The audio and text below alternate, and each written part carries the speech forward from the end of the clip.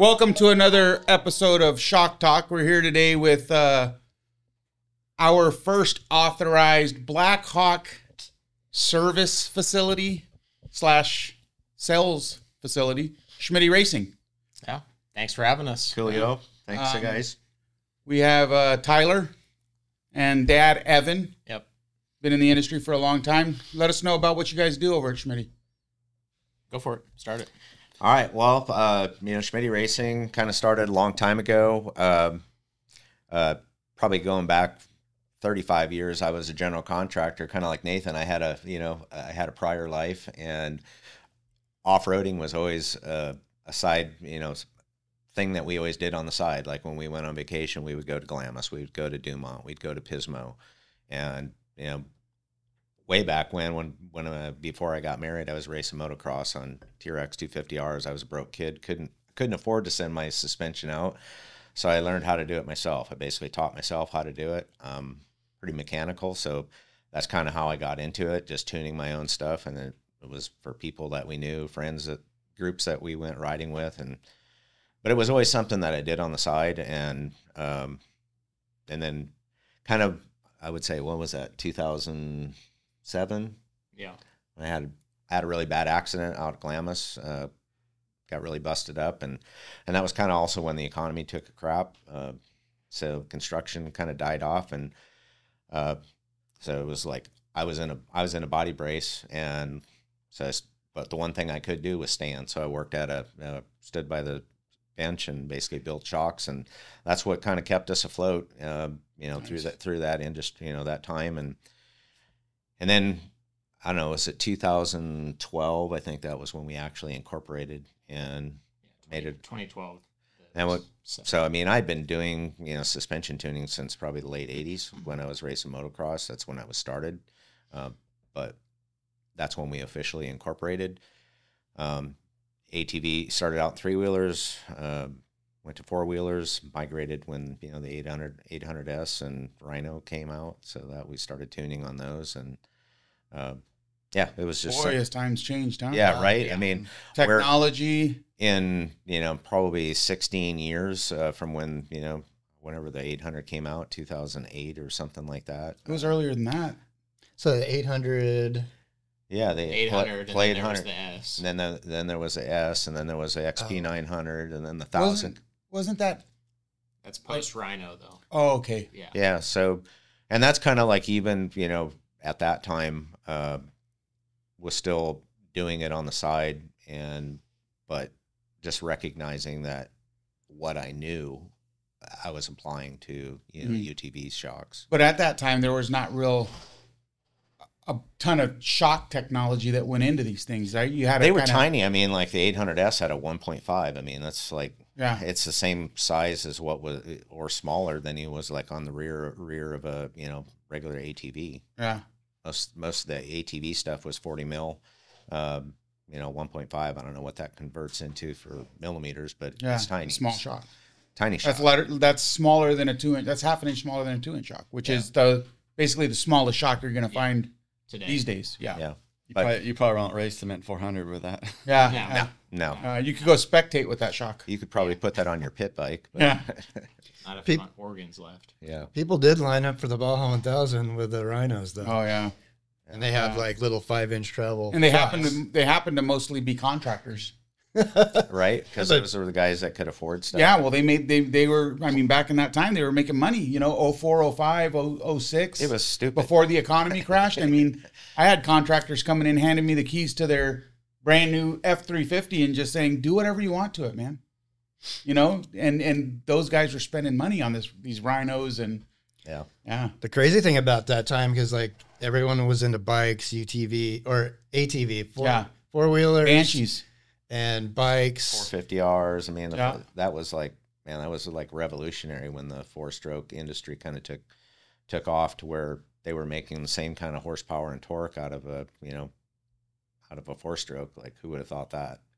But everything was real affordable too back then compared to now.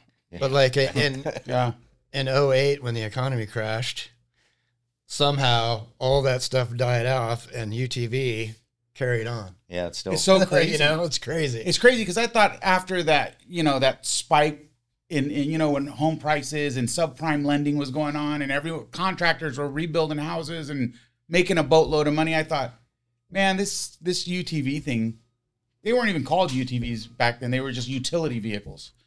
But I'm like, people were into them. Though. I know, but I'm like, this thing can't. There's absolutely no way this is gonna stick. That it's sustainable. Yeah, which it wasn't. And this shows you how our society spends more on what they want than what they need. But the four-wheelers died. Yeah, died after that. But look at all the shows we go to, Shane.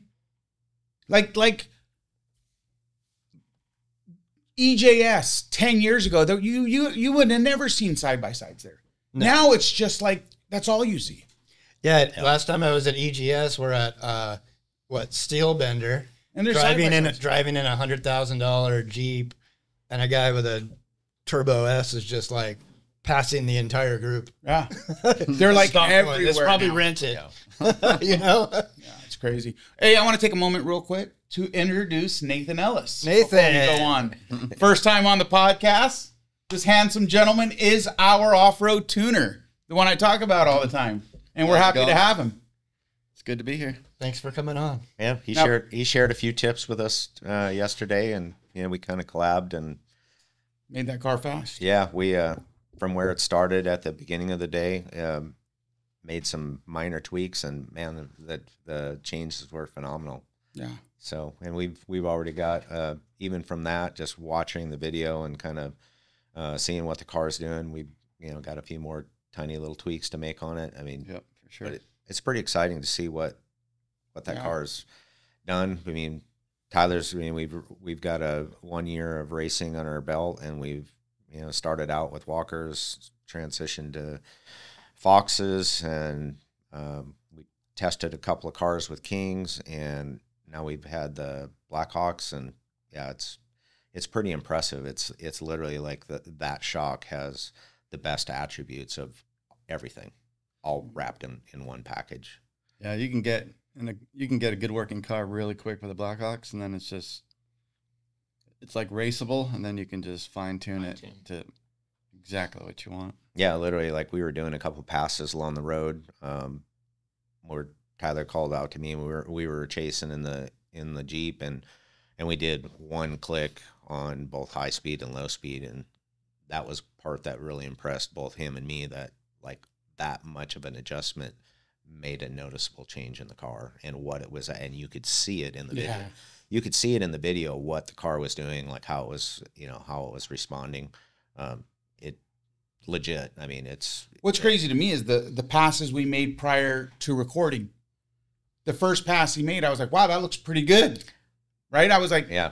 And you were back there not commenting, obviously, but I was like, yeah, that looks pretty good. And we get back and we do some changes, and it was drastic. It was insane. Yeah, and it was not like you were hitting those 3-4 foot holes. It was, in the car, it was instant what you're feeling. Right, right. It was an instant difference. I mean, even looking at it, it was insane. Yeah, because before you would drop into one of these 4 foot holes and come out and the car would buck. Yeah, he's using all the travel. Yeah. And the next pass after. Yeah, we did a valving change, and it wasn't dramatic. Probably. But it was. But the car. A different car. Yeah, completely different car, and that's probably a thing that we talk about or hear from a customer standpoint is, what's the difference? Like how much better can you guys make it? We hear that a lot, and the reality is that a custom tuned car, it is dramatic. Gosh, I wish we would have took video of the before and after. Now that I think about it, because it was working good. Yeah, and that's the thing. It's like everything is relative. Like if you have a customer who's maybe coming from like a XP900 or a lower end entry level car, and they jump into a new Mav R or Pro R, Turbo R, and they get into something like that, and they're like, "Oh, this thing rides amazing. Like I don't need to do anything to it." And probably the reality is if you're satisfied with that, you don't know what you don't know until you know it. And that's the reality is it's like, there's so much left, on the table on even OE cars that are like what we talked about. The technology has come so far that even a factory delivered car is pretty phenomenal, but there's a lot of room for improvement. And yeah, I mean, it's like everyone's out there for these 215 horsepower Pro Rs, but off the showroom floor, you can't use that 215. You can't lay that thing wide open through those holes. No. yeah, There's like absolutely no way. So it's like, it takes more than a motor to make a car fast. well, I mean, you know, just going towards the end, you know, coming backwards on the track, Yeah. the car got out of control a little bit. Yeah, I mean, handling wise, it's talking about horsepower to start with. I mean, we have all these big motor builders, LaRue, and some of these massive horsepower builders putting turbos on these cars at, Yeah. 450, 500, 600 horsepower of a Pro R, and it's incredible power, but you can't do anything with it. Yeah, unless you're on asphalt. If you're on asphalt, or you can put the power to the ground and actually be able to drive through stuff. I mean, Or unless you're just on flats with paddles. Yeah. What I noticed yesterday is we were able to keep up with you pretty easy in the Jeep, probably 55, 60, even accelerating. And then as the day went on, You couldn't keep we up. couldn't keep up. You're going up 70 miles an hour. We're like, couldn't get a you good. can't time it because We had a hard time timing it. Yeah. Well, I mean, at the last run, we had to tell your dad to tell you to give us a head start. And let's just say this is Evan Hughes Highway, which is Right, what yeah, we're talking yeah, about here. yeah. So 70 miles an hour down So, the side of I think he got higher. He got high in the 70s. Yeah, I looked up and I saw 78 at one time. Yeah. I'm not saying that we got faster than that, but that was the fastest I saw. Yeah, But but Man. you also stated how much more confident you feel. Yeah.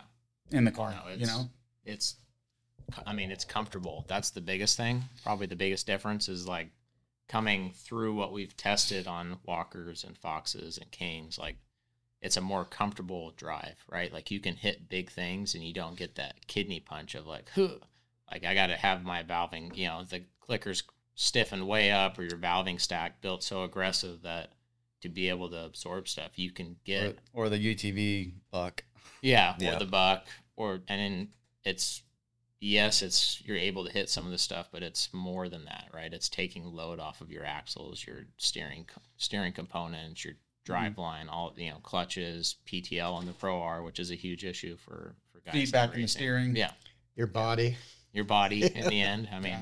I mean, that's the one thing. Like you asked me, like, what are you guys looking for when I'm looking out there or watching? I want to see tires on the ground at all times, because that's either propelling the car forward. It's not driveline strain, and if the front tires are on the ground, they're pulling and they're also maintaining control. So all of those things make you faster. So it's literally talking about the coming full circle, putting horsepower to the ground. It's suspension. You can't do it. You can't utilize it unless you can put it to the Right. ground and maintain it. Yeah. And honestly, like I said, of all the shocks that we've tested and used, the Black Hawk shine like pretty much across the entire spectrum.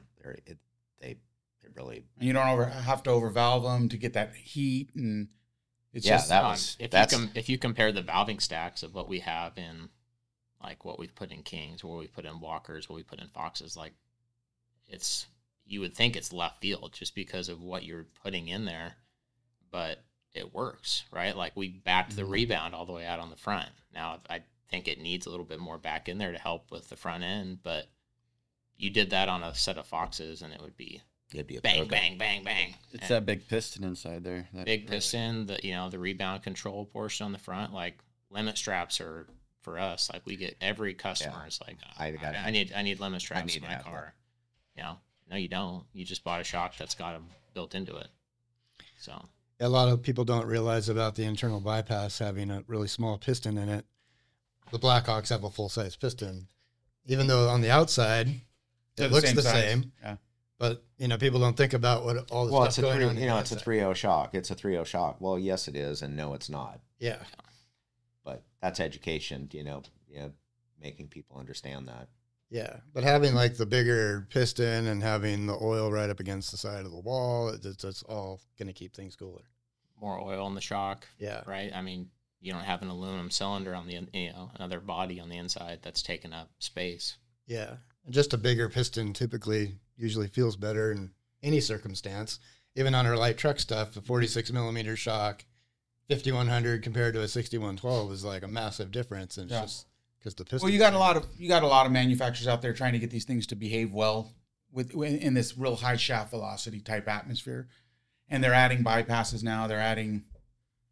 That's the thing. Let's talk about that. So a Pro R is an unlimited class, which has been around forever, right? Yeah. So that's where so you can run a bypass and a coilover. Yeah. Do you need one? In an unlimited. No. I think they should outlaw it. I mean, honestly, we look at some of the cars out there that have it, and you look at, again, it's like you look at the video of what that car is doing through the rough and compare it to, like what we were able to do yesterday, and you're doing it with a single shock. It's doing the same thing and probably doing it better without all of that additional weight. Like looking at the race, the race aspect. If you break something, it's time, and you got to fix it and repair it. Well, you've got like 3 things or 4 things per corner versus 1. Yeah, and not to mention a steel body 4-tube, 5-tube, 3-inch bypass weighs how much? They're heavy. 30 pounds. They're so heavy. Pounds. So you're adding 40 pounds. Let's say 40 pounds a corner. The bump stop. And now you got to maybe gut the coilover of its valving and count on the bypass, or give a little bit to the coilover. Now you got way more to tune. These got to work in conjunction with each other, right? Yeah. It seems like a nuisance, right? Like there's just better ways to go about it. They're taking the challenge out of the UTV racing. They're just trying to go the easy way route, I think. I would agree. It's probably an easier way to get to it, but I think a lot of it comes into the tuning side, right? Like, if you know what you're doing with tuning, you probably don't need to have 3 shocks on a corner. And I think, you can have an awesome shock like the Black Hawk, which is going to cover what all 3 of those components we're trying to do. But you still got to know what you're doing tuning, right? I mean, the Black Hawk is an incredible platform, but you don't know. You still got to know how to tune it right? I mean, that's what we see from our side of it to like who we're competing against in shock tuning, and there's 4 zones in there that you can retune, right? You can retune the DSA, the RCO, the JCO, the main piston. So like there's so many different avenues to make that shock do exactly what you want it to do. It behaves like a bypass. It behaves like a bump stop. It behaves like a limit strap. It's taken away the shock wars, because are we competing against a bypass shock now? Or are we competing against a Fox UTV and a King UTV? And I mean, keep in mind, guys, we're going to have this in a universal. Like it's already the product released. So we'll have them in 12s, 14s, and 16s on the universal side. You imagine a sand car with these things on them, tuned right, 1 per corner. How much are you lightening that thing up? I mean, everyone with a sand car wants high horsepower. They want 1,000 horsepower. Well, you can add horsepower to it by taking off all those steel body bypasses. I think it was pretty cool to have the single shock when the UTV, when we're like, oh, we have like a really cool technology, and we can make a UTV shock, and we can do it. We have patented bits and all these things that we can add to this market, and it's in 1 shock per wheel, and that's the rules. It's like we can do this, and it's just like I like that, because it makes the manufacturers have to put all this tech into 1 shock, and I think it progressed the technology, progressed the shock absorbers. Otherwise, it would be just the same old thing that's on any other desert car. And I mean, let's face it, people that race desert, old school racers don't want electronics, man. They want a shock on there that's tuned right from the get go, and they don't want to think about electronics as they're going 100 miles an hour down a wash. You know what I mean? They just want the shock to do what it's supposed to be doing. So what do you guys think about that? What do you guys think about the electronic dampers that are supposedly taking over the market? I'll let you answer that one first. I mean, we've gotten that question by a lot of people. It's like, what should I put on my race car, right? Do I want something that I can switch on the fly, which is convenient side of it? Technology-wise, I mean, obviously, I think there's capabilities in what they're doing. It's cool, right? You're getting feedback in the car, which is adjusting it. But what we see on the tuning side is outside of our business, we see a lot of companies relying on the electronics to do the dampening. And that's the problem, which has caused a lot of issues with guys that are running these in the race, especially in the race platform, is that they're depending so much on the electronics controlling the vehicle and less of the valving versus less the driver. Yeah, put more of the valving in, which is more of our philosophy. Like, we want more valving in the actual piston, and we want the live valve solenoid to be doing the adjusting, which is completely opposite of what you'll see from a lot of the factory tuning and shock tuning companies that we compete against on the custom tuning side. Which I think is, like on the, in the racing platform is where you really, it's what racing is. Any manufacturer is used. You use racing to prove your product and find the weak spots and where it's good or where it's not good, and polish it, change it, morph it before you bring it into the OE world. Which is, I'm sure that's what you guys are using your stuff for.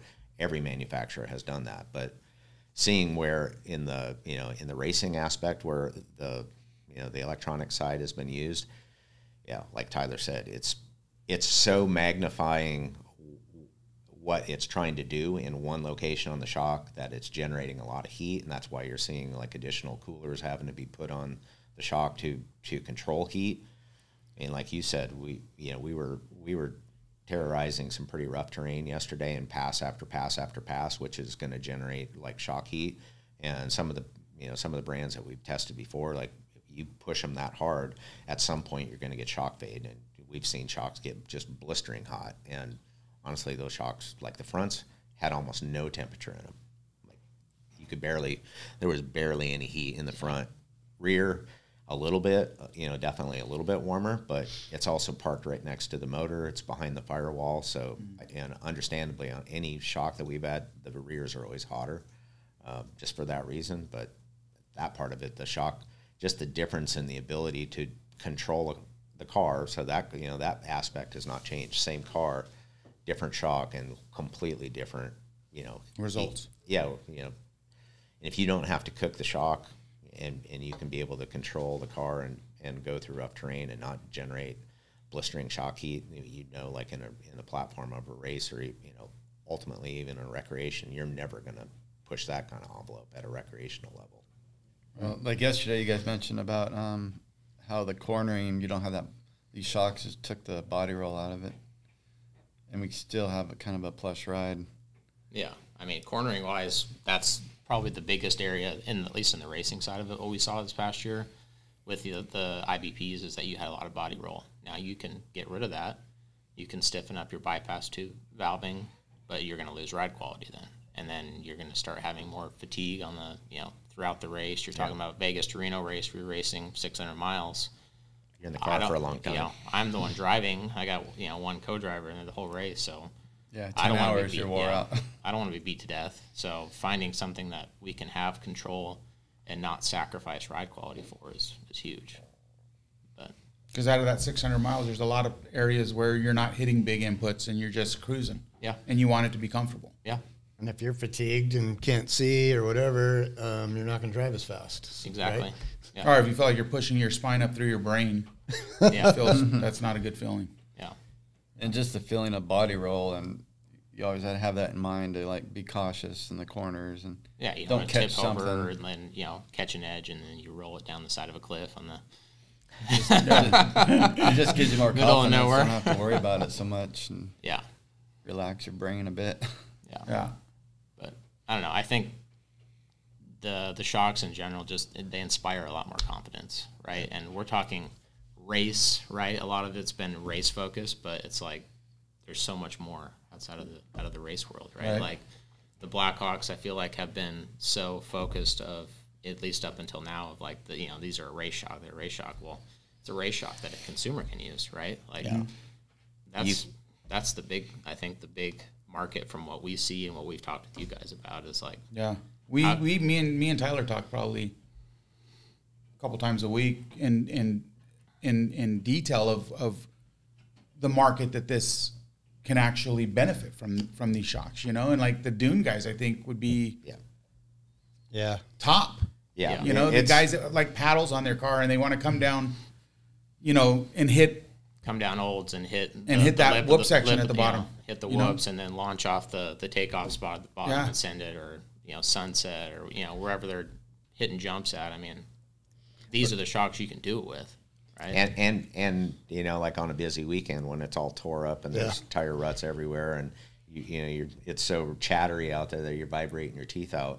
That car, those shocks have the ability to be super plush and gobble up huge terrain better than any shock that I've been, you know, rode on. Before I worked here, I was revalving some shocks for a friend, and I went to their shop to get some valving, and they said, what valving do you want? We have 3 sets. You got like the recreational, smooth ride, medium play, and race. I'm like, well, I probably want race. And he's like, well, when you're cruising, it's going to beat you to death. But you can race on it. But it's not recommended for just daily trail riding, you know. But with the Blackhawks, you can do that. You can have a race and a play mode in the same shock without changing valving. Yeah. Maybe just touch a few clicks, but even in a race mode, you can have a plush ride. Yeah. But I was going to say the chatter in the dunes. Well, you got the big G outs when you go down, but then in between that, you got all that chatter. Yeah, busy weekend, right? You got Camp Razor coming up soon. Like I mean, we've inspired them on the way back to Arizona. They want to go play in Glamis. We're contemplating. We're contemplating. see how much time we have left before the end of the day. But yeah, I mean, Glamis is iconic. I mean, it's like it's this huge playground, and you know, you get hundreds of thousands of people there on a busy weekend, and you know, everybody's looking to see what everybody else has, and you know who's out there doing what. And the reality is that you know there are, you know, not everybody can afford you know, Blackhawks are not cheap, but you know, the reality is if you're considering spending money for an aftermarket set, you know, that they are very competitive, and what we're going to bring to the table is a, you know, very customized set for no matter whether you're, you know, a family, you know, hey, I got my family going out there, or whether, you know, I'm just going to go out there and hot rod and I'm going to push it to the ultimate limit. You know, we can set them up for that. And like Nathan said, they are very, you know, adjustment responsive, so you can change them for the different, you know, different modes of what you're going to drive in. Mm-hmm.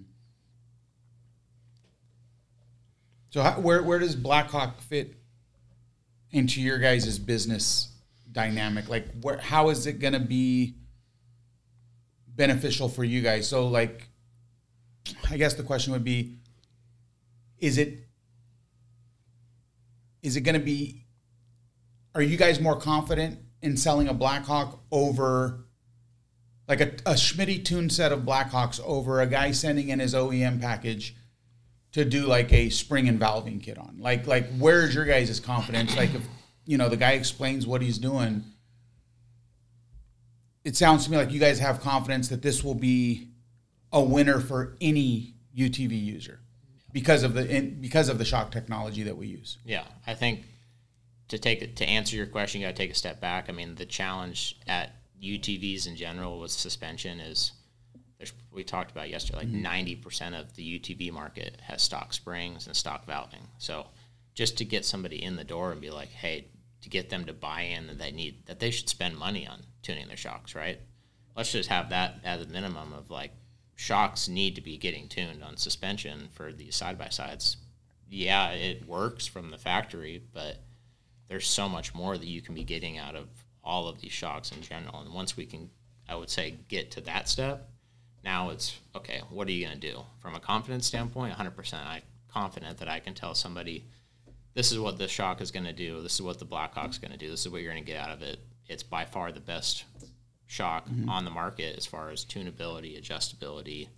You know, you can go from, we typically describe stuff in a pie piece. Like, I would say certain shocks have a really small pie piece that you can say, hey, you know what, it's going to be good in this area.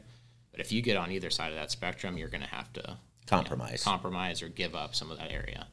certain models have a bigger piece, right? Like, okay, I can be above average through everything. I might not be exceptional where the smaller one was good in that area, but you can have a shock that can be pretty good across the board. And I would say the Bilstein ones have been like that, but it's like they're good. You can have it elevated and elevated, you know, instead of being like 100% in, you know, 25% of the pie and then, you know, 50% in the rest of it. I would say you probably elevate it to like 75 across the spectrum, and, you know, and have it, you know, for whatever you do the most, which is typically what we try to do. Is if somebody does a spectrum, well, what do you do the most of? And then we're going to tune it for that, so that whatever they're doing the most of, that's what it's going to be the best at. And then walk them through what they're going to adjust above, you know, to, you know, for different applications.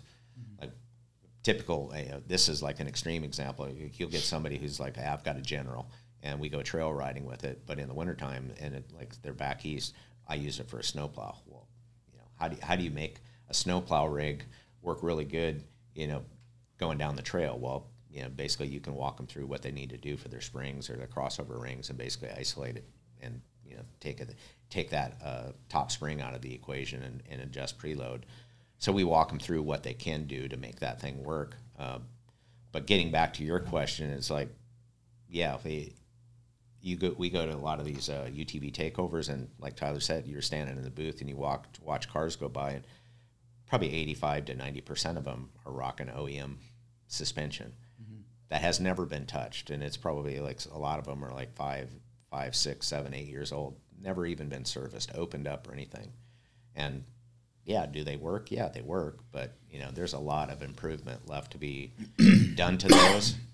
But ultimately, what you can improve the OEM ones versus the finished, you know, the performance level, what the Black Hawk can do, it's just another whole layer of performance that even if you did the best that you could extract out of the OEM, the Black Hawk is another layer above that. That's what I noticed about just the whole vehicle in general when we were even from the first time we decided to make a prototype and go out and drive it just to see what it does. We had Wes. It was crazy. Our shock tuner at the time, well, he's still here, but he was like a Class 9 champion. So he like knew his way around the desert. But anyway, it's just like, it's like this vehicle's got, it was a Can-Am X3. It's got 20 inches of wheel travel. Can't really like use it in stock form. You know, it just doesn't really work that great.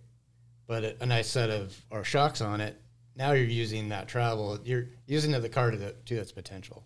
You know what I mean? You know, and the thing is these things are getting, I mean, everyone's buying these because they have more power. So they've reached the 200 horsepower threshold, and I can only see them getting, you know, more. There's turbo kits. Guys want to put exhaust and intake and turbo kits on these things. But you can make that engine as fast as you want. But these are off-road vehicles. If your suspension isn't as fast as your motor, all that power you're adding does nothing. Yeah. Absolutely nothing. It's almost like when you drive them around, it feels like you got 10 inches of wheel travel when you got 20. You know what I mean? It's just, you can't use it. It's bucking. There's too much rebound in the shocks. The wheels aren't on the ground. It's uncomfortable. The steering wheel's rattling. But you also don't want to sell it as travel. Travel's an oversold statement, in my opinion. Like, you're putting a shock on there that's going to give you the confidence to use the available travel, right? So you're going to have a damper that's actually doing its job, so that you can use the car. That 16 or 18 inches of travel and feel confident. Whereas the stock shock, even sometimes when they've been modified, you just start losing confidence, right? So what you said yesterday is you just felt like you wanted to go faster. Like that story before we even did the tweaks in Plaster City. It's just comfortable going faster. Right. And you guys said you guys went up to this ledge, wherever you guys were, and you guys kind of clinched, right? Like you were expecting something that didn't happen with that shock on it. Yeah, we hit a 3 foot, 4 foot like just straight ledge, like, right, like a 90-degree edge, and you're like, the front, you're expecting that the front's going to take it and the back end of the car is going to pop up, and it just drove like straight through. The car never even moved at all. I mean, it came up a little bit, but it didn't like kick the back end way up in the air. You drive through it, and I mean that when you can do that kind of thing and on those kind of situations and know that the car's not going to get me out of sorts, ultimately it's making you faster. 100%. So and the less pucker you have on those situations builds your confidence, right? And when you have your confidence, you see one of these little shelves coming up, and you're like, I'm going to blow right through this thing, right? You're like wide open. It's just gonna take it. Yeah, I think whether racing or recreation, you're going to benefit from a Black. Oh, I think the recreational side is probably the most beneficial. I think the duners, the guys that are up in Glamis that have paddles on the back of their cars, I think those guys will benefit probably the most because they like to hit those whoop sections at the bottom. They like to go off those jumps, just soak it up, man. Yeah, I mean, when we talk to customers about like why should we tune shocks, right? Like our selling point to them is you're going to spend money to go out, whether it's you by yourself, you with your friends, you with your family, whatever it is. You're taking time out of your day from your work, whatever, to go enjoy your trip, right? Be safe doing it. Come back with a car that's in one piece. Not spend more money fixing the vehicle because you got tore up, and that's what you can have with that, right? Like you can have with the Blackhawks, you can have a shock that's going to keep your family safe. You're not going to have your kids in the backseat of the car that has spinal damage. Their helmets are rattling, ricocheting all over the place, getting motion sickness because they're bouncing around, pogoing everywhere. So then the kids never want to go in the vehicle again, or the wife's pissed off because she's sore. She's got a sore back, and it's. Or if you just merely want to use the horsepower that Can-Am or Polaris is giving you. Yeah. You can't use the horsepower that are in these things with the stock suspension. That was my takeaway. You can't drive this car. You can't drive this Can-Am or this XP1000 anywhere to its potential with a stock suspension. You can't. But these things have. This is why, I mean, this goes into the car market, right? So you get a standard Chevy Corvette, and it has whatever Tenneco dampers on it. You get a ZR1 and likely has a BILSTEIN coilover on there, like an MTS damper or something. You know what I mean? So they know that the more power you put into a vehicle, you got to elevate the suspension. The suspension's got to match the power, or you guys are losing somewhere, right? Like when Daryl tuned for the Demon. You know what I mean? It's like you got to have everything around the vehicle's got to match the power that it's putting out. And just like that little ledge you guys said you hit, where you kind of clenched because you didn't know what it was going to do. Like if you have a subprime shock absorber on there, or just like an OE shock absorber, that could have potentially been mounts ripped off. That could have potentially been a crash, a bent arm. That could have been, because the suspension didn't absorb it, right? So theoretically, you put some money into your suspension. You make your motor as fast as your suspension, or your suspension as fast as your motor. Meanwhile, you're probably saving the components around everything else. It's and you're gonna have more fun. Way more fun. Imagine using that 200 horsepower like you were doing yesterday. Yeah. Well, when we said it's like once you've tuned shocks for somebody and they're happy with it, and somebody gets in a car that's set up properly, usually that same person on their next vehicle will spend money on suspension first. Mm-hmm. Instead of the cages, the whips, the lights, the stereo, the tires, the seats. Like they see the importance and value of what properly set up shocks can do and perform like, and it becomes priority number one on their next build. We get a lot of cars that literally come right from the dealership, and the first stop from the dealership is coming to get shocks done, and I would say probably of those, when that scenario happens, it's somebody who had their previous car done by us at some point. Yeah, a lot of these, when they tear up their UTVs, these OEM stock cars, it's families out in the desert playing, and they're zipping along a little trail, and they come across the trophy truck race course with 3-foot ruts, and they're cross-graining that thing. Talk about Hucker. breaking parts, flipping it, freaking getting ejected. Yeah. I mean, that's where there's some really bad crashes. So, I mean, if you got a good shock that can handle it, I mean, yeah, save you from That's super important. The oh crap moments. I mean, Yeah. the reality is, like you said, hitting, being able to absorb the oh crap Unexpected. moments and be able to, you know, survive it and not tear the car up. And it's, Yeah, making the car live is the hardest part. yeah.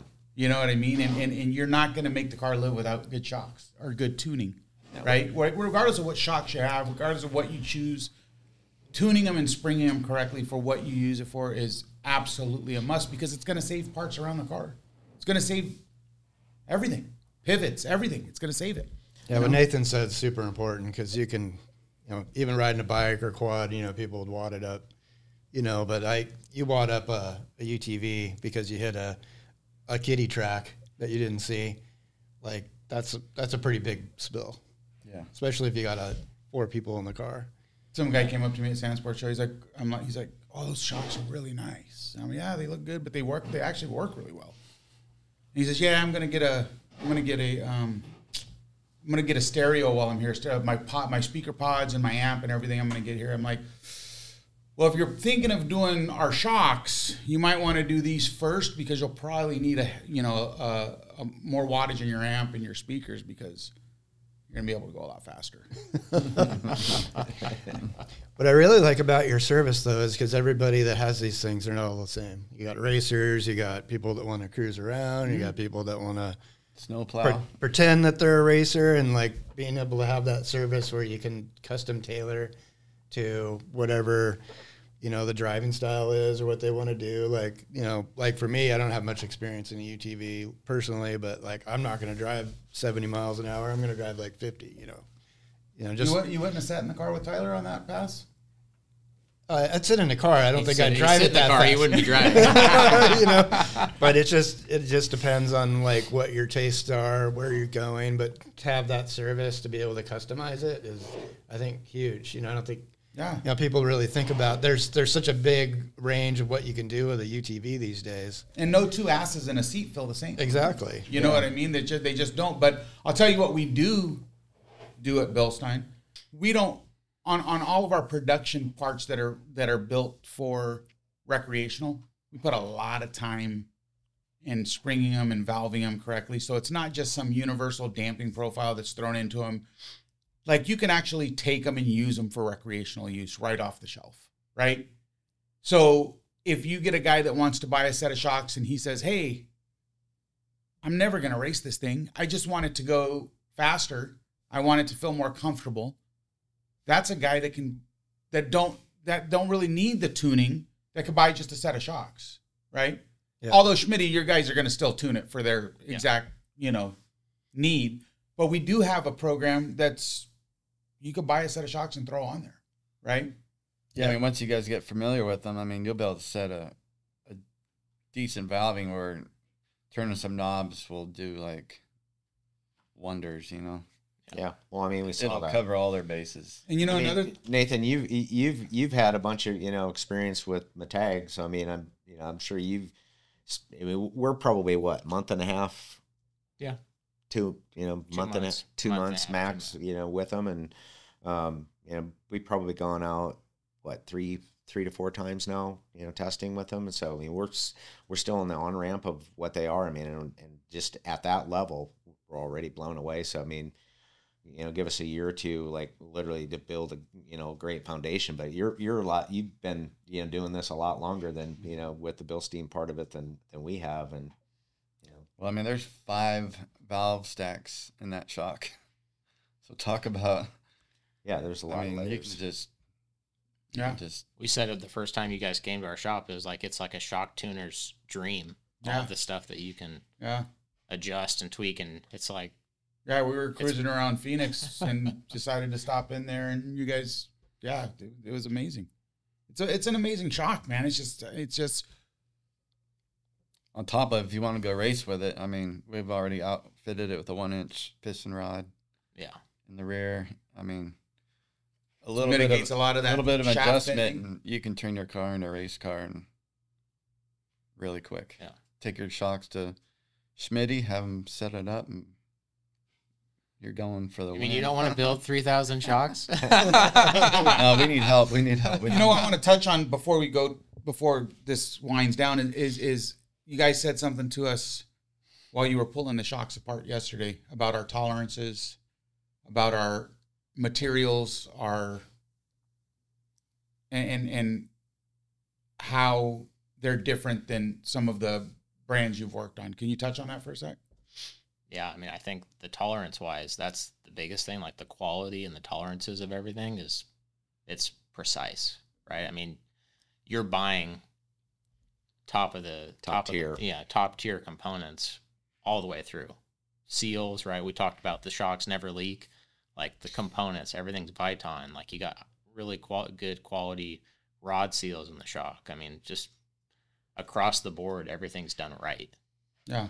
So, Evan, you were talking about stiction when you were putting those together. Yeah, just, that's probably one thing, that's what I spend probably 85% of my day is, taking shocks apart and putting them back together. So you get very familiar with what your expectations are, what, a typical size shock, how much force you're having to use to either take it apart or put it back together. And everything was just so silky smooth, and fitment is just perfect. It's very precise. And you can feel it. You can feel the difference, and you can see it like in, just even like bleeding the shocks when we did a valving adjustment, like putting it together, everything is, fitment is fantastic. And a testament to like the seal quality, like you've said, like you've never in the racings, with never all the testing, and you've yet to have a blown shock under a race condition. He's pretty much been our test R&D race side of it. I mean, he's heard a few things, and we've adjusted for it. Doug can't tear up a shock, but when that guy's on a mission, man, it's hard to get a shock to like hold up. But we finally got a shock to hold up for him, and we improved that into everything now. So it's like, it's pretty tough shock. Yeah. So that part of it, I mean, that probably going back to the morph of different shocks that we've tried on the race car, we've seen what they do or how they react when you're trying to make the shock do what you want it to do. I mean, it's literally like the shocks are the canvas of what we're trying to do as a tuner, and you find that some of the shocks just have by their inherent design, they have what I would say as maybe not a design flaw, but they're just shortcoming. It's a shortcoming that you just can't overcome because that's how the shock is made. And so it can't, you can make it work good over here or here, but it can't do that very good. And, or there's a byproduct of if you push you get diminishing returns on how you valve it that, like you're going to generate shock heat. So in a race, like shock heat's a huge thing too. Yeah, it's a huge thing. So like, when we're talking about the racing side of it, if you can't make a shock live, it can be fantastic, but if it has a shelf life or a lifespan, you're either going to have to slow down to make the shock live, which then you're not winning. You're not winning, and if you're not winning, just like what's the point? So, right. So to be able to put it to that point to where like we were pushing the shock really hard in really rough terrain and not seeing shock heat, that's exciting because then we know like, hey, we can do whatever we want with the shock, and we're not gonna. That's one thing that I don't have to worry about. Yeah. Whereas before, with other brands, there are certain brands like we do have to watch it. Like we can't over dampen the shock because if we do, we're gonna cook it. So. Yeah. And you guys haven't even started messing with the. I know you did mess with the valve stack on the RCO a little bit. Yeah, I adjusted the RCO. I haven't done anything with the JCO, nothing with the DSA. No. Those are just off the shelf. Yeah. What was in there from you guys? Off the shelf. And we took the car out as delivered, just so like we had a baseline of, what is a OE, delivery of this. And I would agree with what you said, for the average person who's just going to go recreate with it, you probably, with that platform, with the adjusters, you could make that thing do, a lot. It's when you start pushing the car, past that point, like if you're going to be an aggressive driver, yes, then you're definitely going to, benefit from, getting it tuned specifically to what you're doing. And most guys, I mean, we did a lot of our tuning and our ride work on stock platforms. We did some of ride tuning with a little bit heavier stock, Yeah. maybe with a cage. Yeah, with a cage, but we didn't do like these guys really want to decorate their UTVs, man. So springs are a must, right? Yeah. Like if any enthusiast, I should say, maybe a family guy that just has a cooler in the back, maybe our springs would work. But let's face it, these guys that are out there, they're running 35, so that's going to be more unsprung mass than what we tune for, right? Like we got to keep in mind that we're tuning for the masses, right? Like we got to tune for a range of consumers. We had to put something in the shocks as Correct. a baseline. Yeah, so it's a baseline tune in there, baseline, spring rates. But these guys got the speakers, they got the pods, they got spare coolers, tire, spare they're carrying tire. gas tank and Intercom, and radio. jack and impact and a tool Yeah. roll.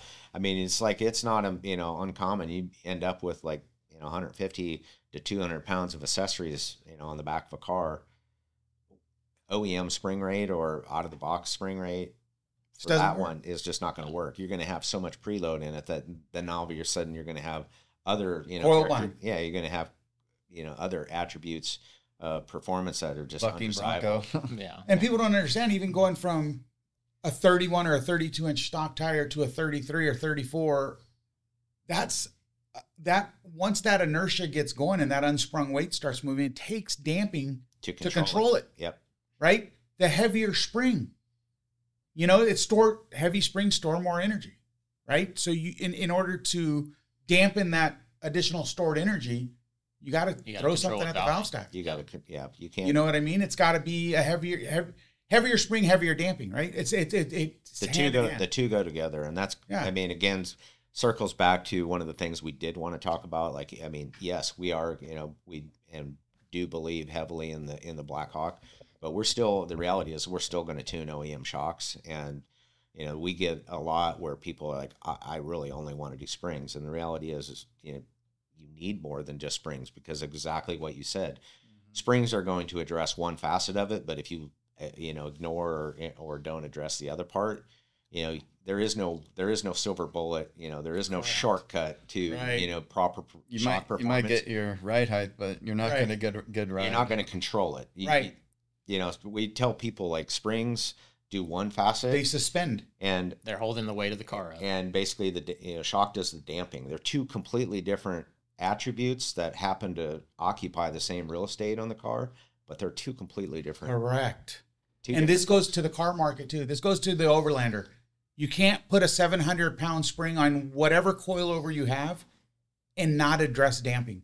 You just can't. You can, but you're not gonna get the results that you're looking for. This is why this is why the terms are around: oversprung, underdamped, overdamped, undersprung. Like you gotta make your suspension as fast as your motor. You also gotta make your damping match your spring. Like that's what it does.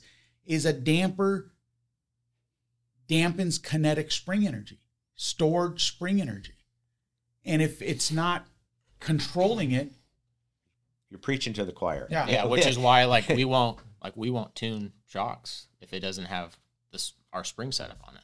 We get a lot of people that get upset. Like, I spent $800, $900, $1,000 on somebody else's springs. Well, yeah, I'm sorry, but if you want your shocks set up, you can sell them. Yeah. Right. But if you want them set up properly with what we know based off of doing the testing, like we did yesterday, going out, driving the car, playing with spring rates, playing with valving, swapping one shim to make the shock perform how it should. yeah.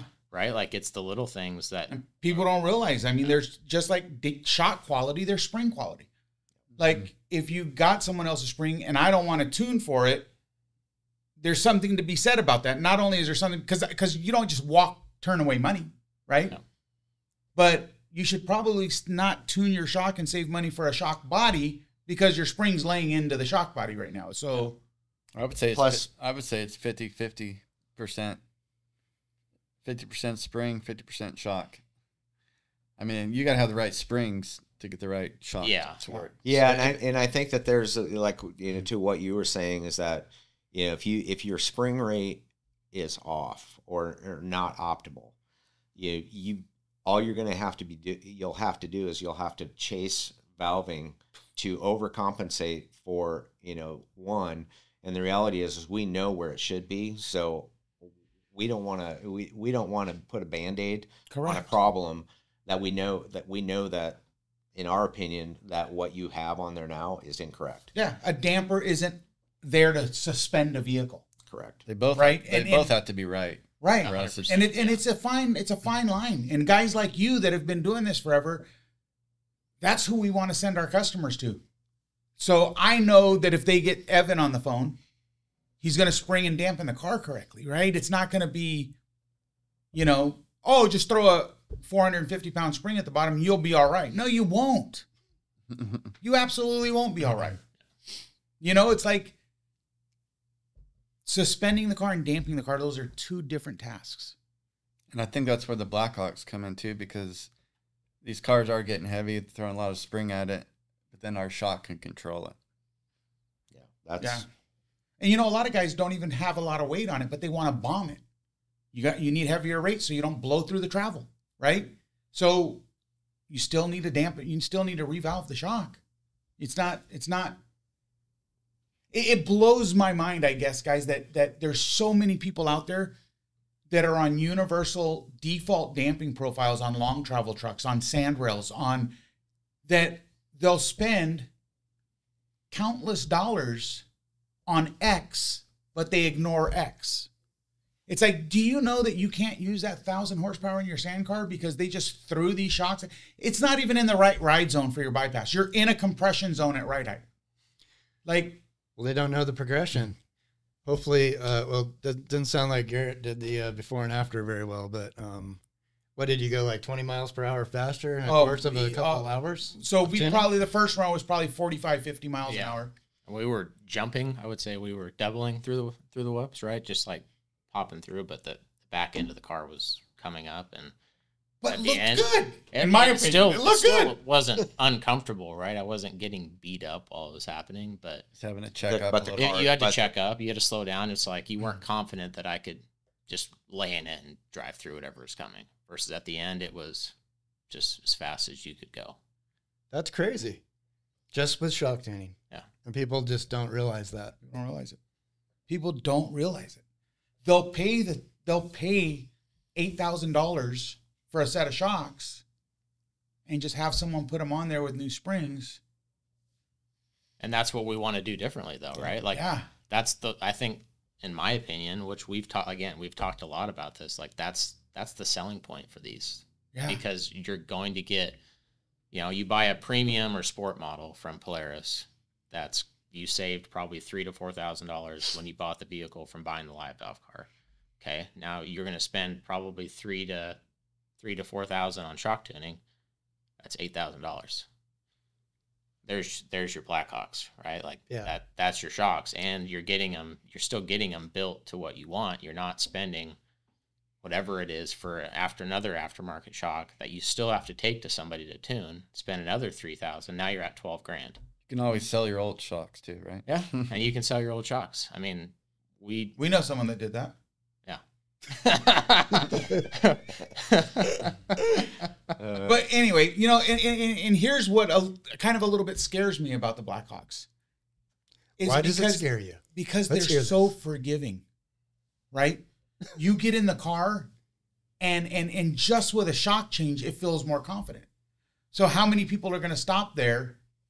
Kind of makes me nervous, because the shocks, because of their zone control, because of their bottom out control, because of their top out control, people think that they're invincible. They're invincible. There's so much forgiveness. It was a thought that came into my mind, like when we were talking about,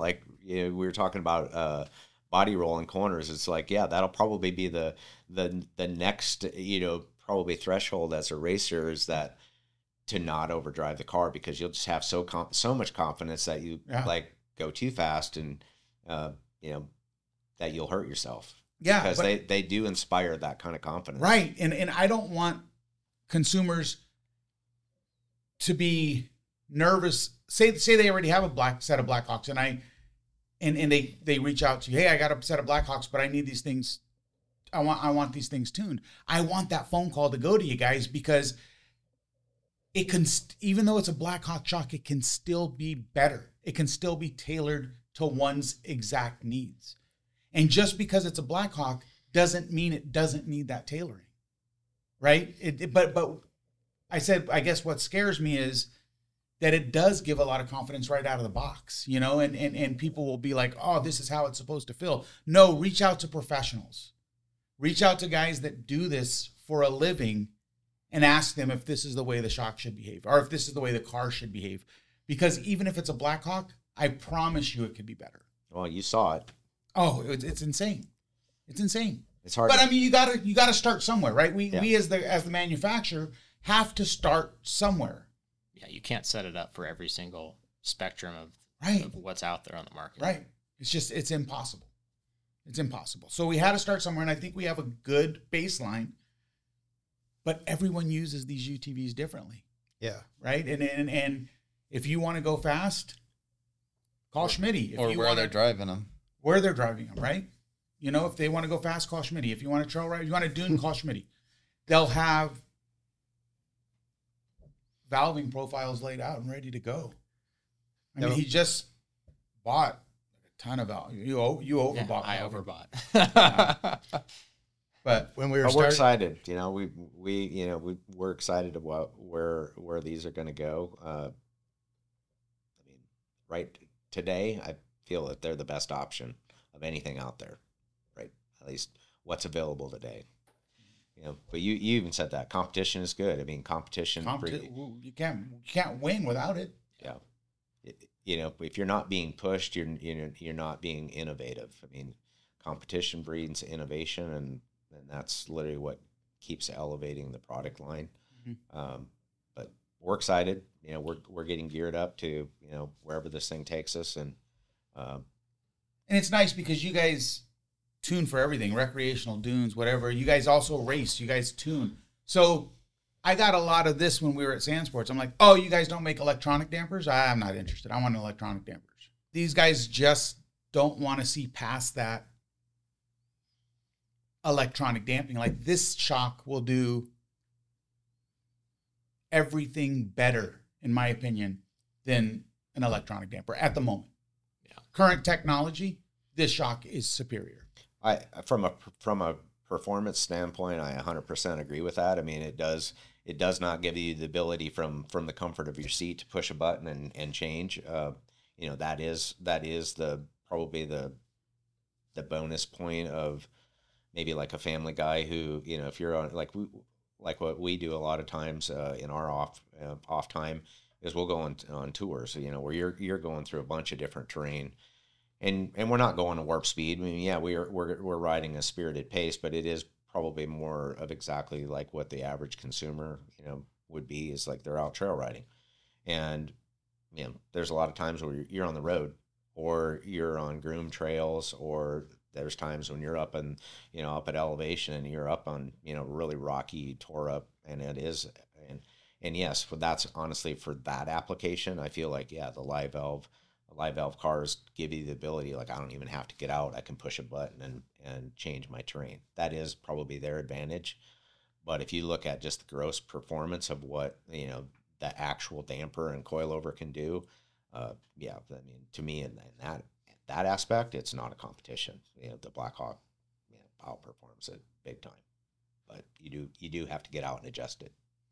You gotta stretch your feet every once in a while. Yeah, you want to be locked in there with that helmet the whole time. But, well, good thing they're easy to adjust. There's a big, gigantic. Oh, yeah. Yeah. But by the way, do we have any of those? Four of them. I'll ask you after. But, you know, you kind of touched on it. You know, even though, like, in our name, you know, Schmidty Racing Suspension, and yes, we do go out and race. We do have a race car. Probably 95% of our business is recreational. You know, that's how we got into the business, was recreational. It's definitely the core of what we do. So don't let the name of, you know, who we are and who BILSTEIN is like they're not a shock that's just for racers. They, you know, they're for everybody. and they have, the ability to be able to go cruise in them and be, super comfortable, super safe, and save you from that oh crap moment. That they're out there. If you're out in the off road, it's going to happen. It's not a matter of if it's going to happen, it's when. And it's why they call them accidents, because they never announce themselves. You'd slow down if you knew they were coming. They're always on a blind corner when you least expect it. There they are. And to give you that kind of confidence, that's what Tunes suspension will save you, your family, and your equipment. And that's what we want to do. I mean, that's literally, like Tyler said, they're out spending their time. We want to make sure that, our role in that is that we help those people when they're doing it to be able to, have the most positive experience they can when they're taking their time off to go do it. Come home safely. Yep. Unleashing power doesn't mean bolt-on mods to the motor. Yeah. We got to understand that a tune and a spring change can make your car faster. Way faster. Way faster. You mentioned being up in elevation, like in Arizona, it's rocky. But you can bridge the gap. You can make the suspension pretty plush depending on the person's like driving style. You can bridge that gap between a plush over all that stuff, but still be able to take that big, huge hit. Well, and that's with the technology that's in there, right? The zone control is what's doing that. Yeah, that's what you said when you first drove on them. You were like, I just felt like it would soak up anything. Or we can tune it real quick, and if you want to go 80 down Plaster City, yeah, it'll handle it. If you have the cojones. And that's what we were talking about yesterday too, real quick, is like the change you made didn't do anything to the compliance of the vehicle. No. It's still super compliant. It was more compliant. It was more compliant. Right? So, like I got off camber and I stayed in the gas, and it was like before the ass end of the car would have been flying everywhere, and now it's like you just stay in it and just drove out straight through it. Yeah. But I think at a whole, I mean, what we said at lunch, it's like we want Schmidty Racing to be like when somebody's like, oh, I need a set of Blackhawks. It's like, right? You think of BILSTEIN and Schmidty Racing as coming together as some form of. Well, you got to let them know how to get a hold of you. Oh, well, you can let them know how to get a hold of you. Call us on the phone. Reach out to the office. We're a family business, so you're talking to me, my dad, my mom. We have one guy up front, so it's a small knit business, and which can be super hyper focused on your needs. Yeah. Big on customer service. I mean, we're the only two people that touch build sheaths. So you guys just moved into a new shop too, right? Yep. Yeah, we just doubled our space from where we were. We got to get out there and see you when it's not 117. Are you still at what city you in now? Yeah, literally, we probably moved like quarter mile from where we were. Same general location. But still in Mesa, so right behind the Gateway Airport. Yeah, like a mile south. East Phoenix Valley. Do you guys do, outside of the tuning side, do you guys do R&R? Like if a guy brings his UTV there, are you pulling shocks off and doing all of it? Yeah, we have cars coming into the shop. We have guys that will send in just shocks. We've done on-site testing for a additional feed that it's on top of the tuning side of it. But yeah, we've done across the spectrum. He's done sandrail stuff. When we've done the quad side, we've done truck shocks, we've done Jeep shocks. I mean, we service anything that's a rebuildable shock. If it's rebuildable, we typically do it. We used to do a lot more ATV. I mean, starting out in three-wheeler, like I'm probably one of the few guys in the United States that are still tuning three-wheeler shocks, but I've just got reams of data on it. So it's kind of like we've become known in the industry that if you have a three-wheeler, a Honda 250R, send it to us, because cool. We've been doing it for, probably three plus decades, and we're really good at it. But, yeah, I think you even talked about like sandrail stuff. Like it is funny. Like I just literally got a sandrail set of shocks, and I'll guarantee you it's probably a set of shocks that came from CarTech, that the builder bought whatever, OEM valving, and it was on I forget what brand it was, but red iBox springs from probably 20 years ago. And the guy's like, I'm the second owner. I don't think the OEM, the original owner, ever touched them. So these shocks are probably 20 years old and never been opened up. So Yeah. And it's crazy because you can have 1,000 horsepower in a sand rail and get on the top of the whoops and the car feel okay because it's just that fast. Yeah, you have enough Right? speed to get You're on top of stuff. overpowering everything else around the car. So you have enough speed to get on top of the whoops and it's just behaving. You know what I mean? But Well, they don't realize if they slow down, if they need to slow down from 100 to 70 in that same section, cancel Christmas. Yeah, Cancel well, cabbage. Well, he basically said, you know, I bought this car, and he's like, my wife won't ride with me. It's like it just beats me to death. And so he, you know, he's like, I need to get these things tuned because we go out. Yeah, it was a Lumacraft. That's what it was. But it was an older one. Whoa, so that's an expensive car. Yeah, but it was, you know, back in the day, it was probably a high end build. Now he's like, you know, I'm trying to keep up with, you know, $200,000 cars, and he's like, I'm just getting beat to death. My wife said, you either tune the shocks or, you know, I'm not riding with you anymore. So first owner probably drove faster than him. And Maybe, it didn't affect him. So now this guy's he's a 40, 50 mile an hour guy, and he's getting the crap kicked out of him. Well, the first owner was single, and the second owner. Either or. Either or. That's great that a woman has said that she needs her shocks tuned. Right. That's crazy. Well, and Tyler gets that a lot. I mean, probably follow-up calls like, now my wife's slapping me like I'm going too fast because of suspensions. Yeah. Slow down. Without suspension, man, in every aspect of automotive, without the right suspension, you're not getting traction. Right? Whether it's a UTV, whether it's a race car, whether it's a track car, whether it's your daily driver. You know, you're whether you're going over a speed bump or a 4-foot drop-off ledge, if you don't have the right damping and the right traction, the car's doing nothing for you. Yeah, you know, or you're not staying in control. Or you're not increasing the life expectancy of your parts. Like you're not saving the car. Yeah, you're tearing something up. Something's going to get overcycled, overworn, whether you're topping out over, you know, whether you're maxing out ball joints or uncontrolled, you know, rebound where the ball joints are just your stop factor. You know what I mean? It just goes for everything. Yeah. Well, I mean, we've seen some cars where, you know, they had been tuned, but not set up correctly, and they'll hit a pothole or something and rip the shock tabs off. Oh yeah. Where the shock, if you set a car up properly and they can absorb that, it basically eliminates that shock load that's getting transferred to the frame.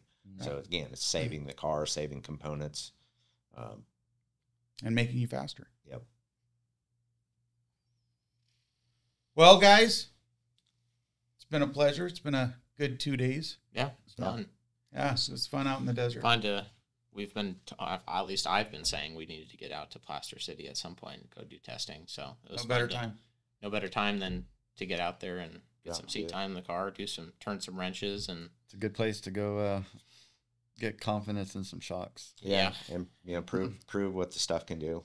And yeah, we were impressed. So yeah, we'll share all the videos with you guys of how the car was behaving. I wish we had a before and after, but we kept wanting to pre-run it to see. That would have been a great comparison video. Yeah, back to back. I mean, it was. And that was just what, 2 shim changes? Yeah.